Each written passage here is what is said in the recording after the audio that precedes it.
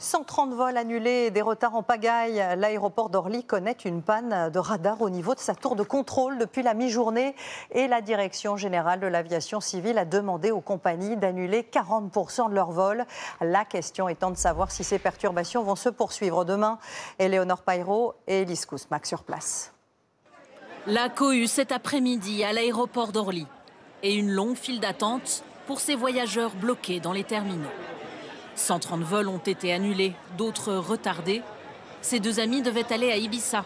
Elles ne savent pas quand elles pourront partir.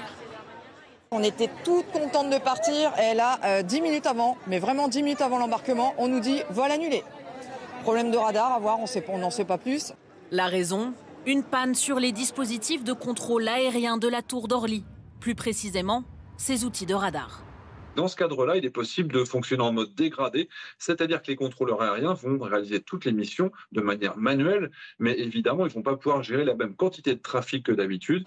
Conséquence, la Direction générale de l'aviation civile a demandé aux compagnies d'annuler 40% de leurs liaisons jusqu'à la fermeture de l'aéroport à 23h30.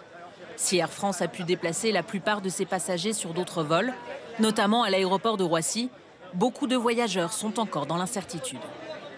On ne nous a pas proposé d'autres vols pour le moment, on n'a pas beaucoup d'informations.